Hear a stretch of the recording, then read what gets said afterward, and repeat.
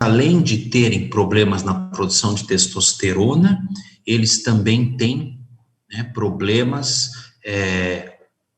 da produção de espermatozoides, tá? E, no caso, eles podem acabar tendo alterações mais graves, né, que são o desenvolvimento de uma neoplasia, né? Essas células, elas são muito sensíveis a alterações de calor. É por isso que elas ficam, né, justamente na região do escroto. Tá? Então, se elas ficarem dentro da cavidade abdominal, a tendência é que elas se transformem em neoplasias malignas. Por isso que este indivíduo aqui, ele teve que fazer a cirurgia, teve que abrir a cavidade abdominal para poder, né, retirar o testículo que estava lá dentro. E por incrível que pareça, são indivíduos adultos, né, que talvez por falta de informação, ou talvez realmente porque nunca, né, tiveram curiosidade, acabam chegando até a idade adulta com esses quadros aí de criptorquidia. A próstata, ela é um órgão que sofre a ação hormonal durante toda a vida do homem, né? A próstata normal, ela é pequena, ela é do tamanho de uma noz, né, que é essas que a gente come aí no Natal, ela é daquele tamanho mais ou menos, pesa 20 gramas, então é um órgão pequeno, localizada retroperitonealmente, né, quer dizer, atrás do peritônio, em contato com o reto, né, a parede da próstata faz contato com a parede do reto. Tá? E como ela é um órgão hormônio dependente, nós homens produzimos testosterona até o fim da nossa vida, diferente das mulheres, né, que tem um período de menopausa onde sofre alteração hormonal. O homem, ele continua produzindo testosterona através dos testículos, né, durante toda a sua vida. E eu tenho na minha próstata, né, receptores para testosterona, né, receptores para andrógenos aí no caso, como a testosterona, né? Então, a próstata, ela é um órgão que sofre ação hormonal durante toda a nossa vida. Isso acaba fazendo com que eu tenha, né, aí casos até fisiológicos de aumento de tamanho da próstata. Quanto mais tempo a próstata é submetida a esses hormônios, a tendência é que ela aumente de tamanho.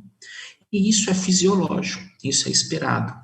Tanto é que isso recebe o nome de hiperplasia benigna de próstata.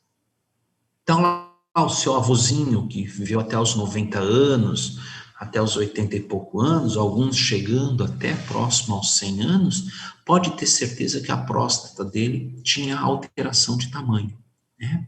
E isso causa um certo desconforto nas pessoas de mais idade ao urinar, né? Porque se você olhar nessa figura aqui, ó, a próstata, por dentro dela passa a uretra, né? A parte vesical da uretra que a gente fala, que é aquela que sai lá da bexiga. Então, quando essa próstata aumenta de tamanho, acaba pressionando a uretra, nessa parte da uretra, diminuindo a eficiência de esvaziamento de bexiga. Tá? Mas, além da hiperplasia benigna de próstata, como eu falei para vocês no começo da aula, né, o câncer de próstata é um grande vilão aí para a vida dos homens. Por quê? Porque existe um preconceito muito grande no processo de detecção de neoplasias de próstata, né? O exame de toque que a gente fala, ele ainda tem muito preconceito, né? A maioria dos homens de mais idade, eles não aceitam fazer o exame de toque, né, para detectar anomalias na próstata. E aí o que acontece? Essa próstata começa a aumentar muito de tamanho, começa a pressionar o canal da uretra, o indivíduo começa a ter vontade de fazer xixi. Quando ele tenta, né, esvaziar a bexiga, o que acontece é que a bexiga não é esvaziada completamente, deixando esse indivíduo sempre com a sensação de que ele ainda está com vontade de urinar, né? E aí, a hora que isso começa a acontecer, aí o cara resolve procurar um médico, na maioria das vezes por insistência da família, e aí a hora que chega lá já está num estágio avançado de câncer de próstata, tá? Às vezes, na hora de retirar essa próstata, ela é retirada, porém já deu metástase, e aí o indivíduo acaba indo a óbito, tá? Mas a próstata, né, então voltando à próstata, como ela é, devido à sua própria localização, né, tá, aqui na região aqui da parte de baixo da bexiga, de difícil acesso, a próstata responde mal a medicamentos. É muito difícil você tomar medicamentos que causem, né, por exemplo, a remissão de um processo inflamatório. As prostatites, que são inflamações da próstata, normalmente elas são causadas pela presença de bactérias que chegam até a próstata, ou via uretra, ou via corrente sanguínea, né, e que tem um prognóstico bastante ruim, tá? Porque os medicamentos que combatem essas bactérias, aí no caso, né, os antibióticos, eles têm uma dificuldade muito grande de agir na próstata, por causa da própria configuração histológica da próstata, né? É difícil que o medicamento haja. Então, indivíduos com prostatite, eles têm dor, eles têm aumento no tamanho da próstata e, na sua grande maioria das vezes, é confundido com outros processos inflamatórios, né? Então, precisa ficar sempre atento a qualquer alteração que a gente tenha, né? Volta a falar, né, relações sexuais desprotegidas, né, doenças sexualmente transmissíveis e não tratadas podem acarretar a inflamação na próstata, as prostatites aí no caso. Então, voltando aqui ao aumento benigno, né, a hiperplasia benigna de próstata, se você viver até os 80 anos, você vai ter uma próstata aumentada. Se você viver até os 90 anos, você vai ter uma próstata aumentada. Isso é fisiológico, tá?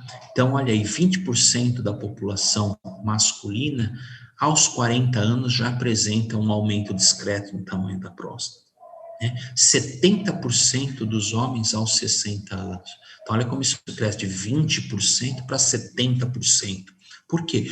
Porque quanto mais idoso o homem fica, maior é o tempo de exposição da próstata a esse hormônio masculino, que é a testosterona, né? E isso causa uma hiperplasia. O que é hiperplasia? Um tamanho, né? Um aumento no número de células, né, benigna, porque é fisiológica, da próstata. Tá? Então, ela está relacionada à ação de andrógenos ou androgênios, que são hormônios masculinos. Né?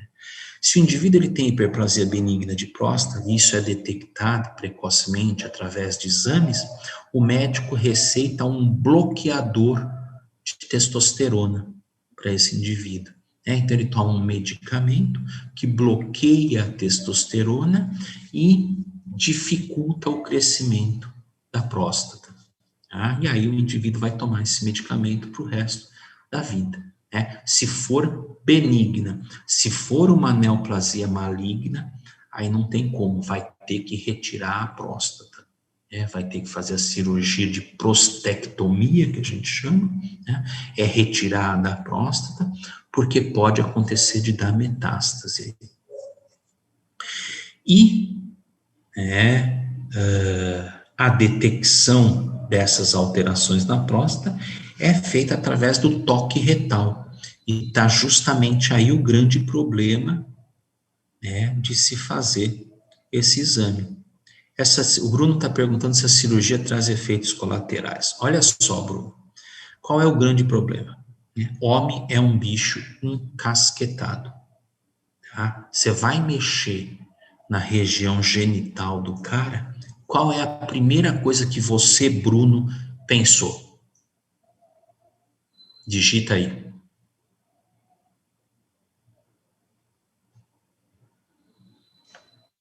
Exatamente, a primeira coisa que vem na cabeça do cara é: se eu retirar a próstata, eu fico impotente, tá? É a primeira coisa que vem na cabeça do cara.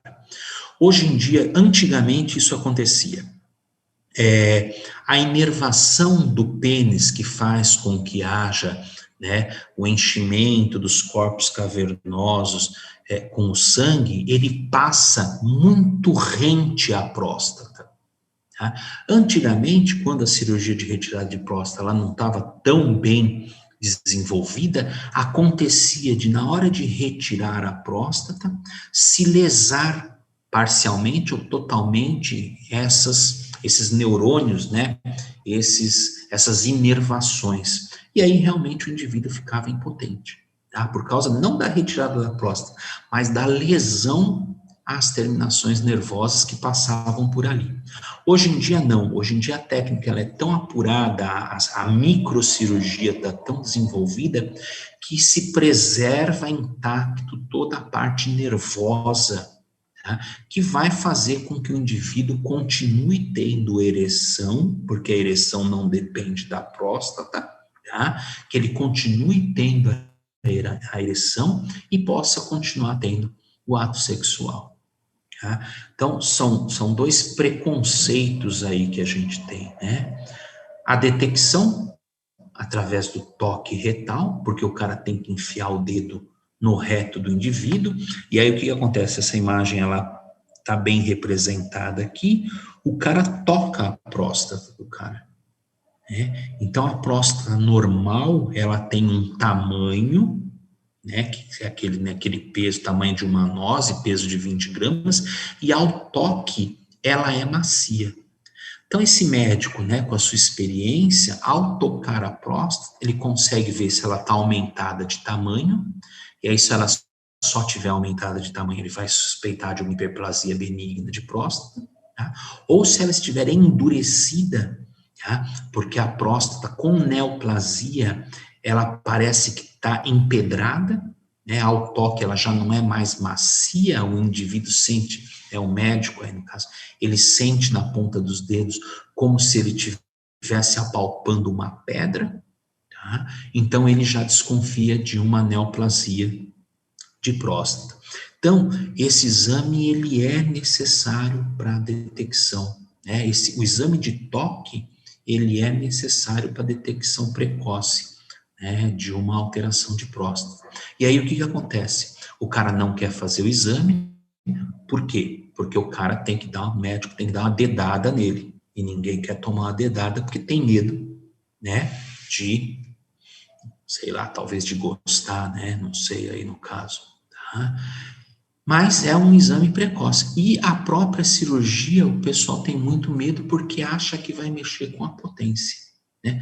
Hoje em dia, os indivíduos eles ficam impotentes após a cirurgia de retirada de próstata por causa da cabeça e não por causa da Professor, falta da próstata. Oi, Irlanda.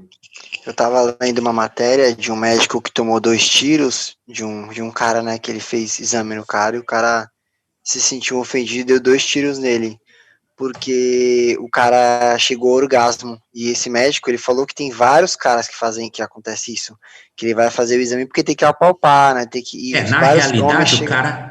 o cara aperta a próstata, né? Na realidade, o cara aperta a próstata. Isto pode causar uma sensação de prazer para o Isso, ele indivíduo. falou que tem vários pacientes que chegam ao orgasmo ele fazendo isso. Só que o cara mesmo assim não acreditou. O cara não Tinha aceita. tirado a masculinidade dele, aí ele sacou uma arma e deu 2 tiros nele, mas não foi aqui não, Tá, foi nos Estados Unidos. tá vendo? Né? E outra, né? A gente sabe aí de gente que não faz o exame de jeito nenhum porque acha que vai virar gay. Tá? Porque o cara vai colocar o dedo no reto dele. Tá? Então, realmente, é muito complicado isso. Tá? É muito complicado hoje em dia. E por incrível que pareça, eu comentei, né, que isso na região lá do norte, nordeste, isso é bastante complicado, que aquele pessoal, né, eles têm um preconceito muito grande. Mas aqui também na região Sul, Sudeste, a gente tem muito preconceito, tá? Justamente por causa do tipo de exame que é feito. Tá? Então, mas é uma coisa que não dá para fugir.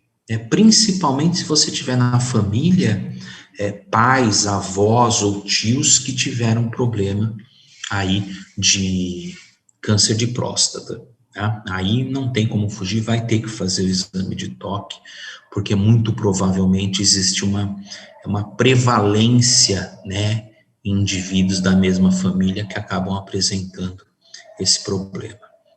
Então, ó, aqui, nessa primeira imagem, é uma próstata normal, mostrando aqui, né, o esvaziamento da bexiga em grande quantidade. A próstata, à medida que ela vai aumentando, ela vai estrangulando o canal da uretra, né, a parte vesical da uretra, e aí o indivíduo começa a gotejar, ele não urina mais, ele goteja a urina, né? Isso causa dor, isso causa desconforto, tá? E é um sinal de que algo está errado com a próstata do indivíduo. O cara vai fazer xixi, ele tem dificuldade de urinar, pode ter certeza que tem alguma coisa aí na próstata. Claro, se tiver uma infecção, aí é outra história, né? Se tiver uma infecção de uretra, infecção de via urinária, também vai dar dor na hora de urinar. Mas a dificuldade de eliminar a urina está relacionada justamente por causa dessa posição anatômica aqui, né, que estrangula o canal da uretra.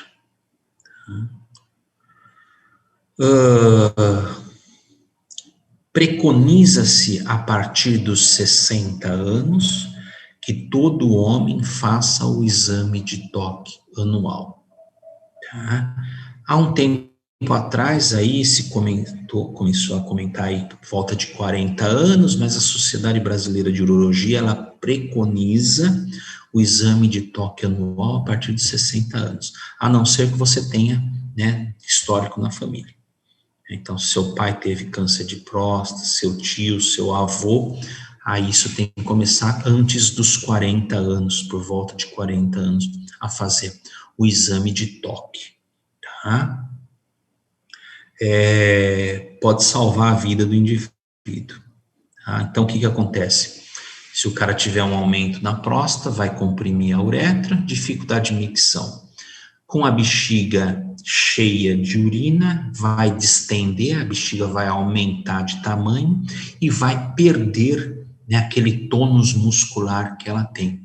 Se ela aumenta de tamanho, ela acumula mais urina dentro, isso pode causar infecções urinárias e até infecções renais, né, por causa da proliferação de bactérias. Né? E aí o indivíduo que tem a próstata muito desenvolvida, ele acaba urinando em gotas, causando dor.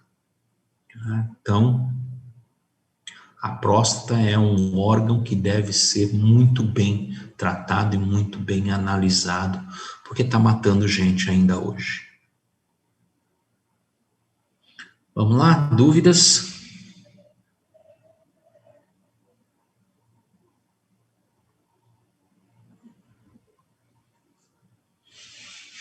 Tá, então, ok. Pessoal Professor. Oi, peraí, Fernando, peraí, aguenta aí. Pessoal da Físio, eu vou liberar a prova de patologia às 8h30 lá no material didático, tá? Não é no AVA, hein? É no material didático. Vocês entrem no material didático, façam a prova e me mandem as respostas pelo e-mail da disciplina, tá? Então, vocês me mandam pelo e-mail da disciplina, tá? Que é aquele patologia.fisior.farm@gmail, tá? Mandam só as respostas que eu vou corrigir isso e divulgar a nota, tá? Mas isso das 8h30, eu vou liberar a prova no material didático, tá? Aí vocês fazem. Pessoal da farmácia que vai participar da aula prática, eu vou mandar o link para Fernanda já, e aí ela vai passar para vocês. Fala, Fernanda, faz a sua pergunta. Professor, tem lá na farmácia, apareceu essa semana um cara que foi pedir para manipular um gel chamado Toravinil. Ele tem É, isso mesmo. E aí eu comecei a ler sobre, ele causa câncer no pênis, um negócio muito feio, e o povo está procurando demais isso. E tem cumarina, castanha da Índia, tem uns negócios Nossa muito Senhora. louco. E aí o velho já tomava Tadalafil e Sildenafil. Ele, Nossa Senhora, que velho assanhado, hein? e não é só ele não, professor. É, eu A sei. maioria toma os dois juntos. Isso não pode É dar manipulação lá onde você trabalha? manipulação. E não dá Tá. problema, pode dar de tomar tanto esse tipo de medicação. Lógico que dá, claro que dá. É que assim, o coração desse velho deve ser muito bom, tá? Porque essas drogas, né, que causam ereção, elas são vasodilatadoras. Se o cara tiver qualquer alteração cardíaca, ele vai a óbito, ele infarta. Hoje eu atendi Primeiro, um que ele tomava 20 miligramas de Tadalafil 1 hora antes de dar uma do ato. trepada, e ele tomava 5 miligramas, 20 miligramas. 20, e 5 miligramas todos os dias.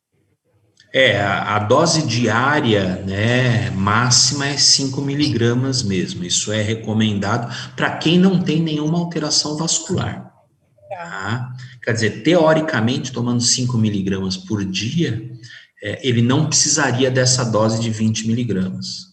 Tá? Uau, Porque então já toma seria mais. suficiente para ele poder. É aquela velha história, o cara quer virar um garotão, né? Então. E tem muita gente nova tomando também, professor.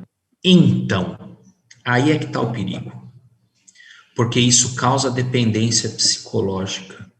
O cara que usa, que é jovem e que usa, ele fica dependendo psicologicamente do remédio para ter ereção, porque ele tem receio de que quando ele for praticar o ato sem tomar o remédio, ele não consiga manter ereção. E aí, psicologicamente, realmente o cara não tem ereção e ele fica dependente do remédio. O Uau, grande porque problema tem dessa moçada tornar-se viciado psicologicamente. Né? Não há tem necessidade de usar. Tem uns que tomam tanto o Tadalafil quanto o Sildenafil com tríbulos, tem um outro medicamento que eles tomam todos juntos. Tudo vasodilatador. Que loucura. E isso dá problema, não dá? Lógico que dá, claro que dá. Não só psicológica, também não... Não, físico também, lógico. Né? Para o cara desenvolver um coágulo e tudo mais, não precisa muito. Esse do gel eu achei... Como eu chama o achei gel? Toravinil. Toravinil, vou até anotar Toraviril. aqui. Toraviril. Isso. Eu vou até anotar aqui, que depois eu vou dar uma Não. olhadinha nisso. E aí o velhinho chegou lá na farmácia com os componentes do Toraviril. Toraviril V12 aí, já aparece Isso, até. esse mesmo. Esse mesmo, Toraviril V12. Sempre E o bom a velhinho gente estar chegou informado, né? com os componentes escritos todos à mão e perguntou assim: vocês manipulam esse tipo de gel? Aí eu olhei para a cara da minha farmacêutica, o que é isso? Eu falei, se eu fosse você, eu nem olhava. E aí, quando a gente foi ver, professor do céu. Mas não manipula? Dá para manipular, mas que risco a gente corre? Porque assim, como é um gel, era natrozol, acho que tem cumarina, que é um vasodilatador também. Sim. Uhum. Ai, tinha acho que bardana, que é uma tintura. Era bem doido. Amanhã Isso eu vou tirar escrito à foto. mão, né? Quer dizer, o cara deve Isso ter procurado na internet ou na ouvido internet. falar. E não é só ele que pega as coisas na internet e vai lá na farmácia procurar. Pois é. É só Deus, né? É a velha história, né? Os caras tentam fazer milagre, né? E o medo da gente manipular. A minha farmacêutica recusou fazer Tem o que gel, recusar. apesar de termos todos os componentes, porque assim, vai que dá alguma alergia, dá alguma coisa. no pinto Depois do vocês são cara. responsabilizados, né? O cara vai dizer que a culpa é de vocês. Exatamente. Então ela se recusou a fazer. Não, fez bem. Pelo menos foi ética, né? Mas ele vai conseguir fazer em outro lugar, você pode ter certeza disso. Ah, sim, óbvio. Tem muito idoso que manda manipular aí, né, as 5 miligramas aí do Sim. sildenafil, o que for, e acaba vendendo para outros, né, ganhando dinheiro em cima disso. Porque Eita, aí essa esses velhos parte eu vão não começar a sabia. jogar xadrez, jogar dominó, não sei o que lá, e acabam vendendo, né, contando e vendendo para os outros. Aí o cara toma e tem um infarto. Pois é. Enfim, Obrigada, é professor. um problema, né? Nada, imagina. Então, pessoal da Físio, a Stephanie está perguntando até que horas? 21h30? Acho que sim, né? 1 hora tem mais do que suficiente, né, Stephanie? Tá bom? Então, às 20h30 eu libero lá no material didático. E aí vocês me mandam depois. E a Fernanda, eu vou te passar o convite para a gente começar às 9 horas, tá bom? A reunião? Ok, professor. Tá, aí você distribui para o pessoal que vai participar aí. Tá bom. Ok? Gente, alguma dúvida, alguma coisa? Então, até daqui a mais de 15 dias, né? Porque na semana que vem é feriado, na outra semana o pessoal da Físio vai ter 4 aulas com a professora Maria Clara e o pessoal da farmácia vai para o laboratório comigo, tá bom? Manda o nome aqui para chamada. Pode mandar, Ana, isso, mandem para cá, os que ainda não saíram, pode mandar. Bom feriado a todos vocês.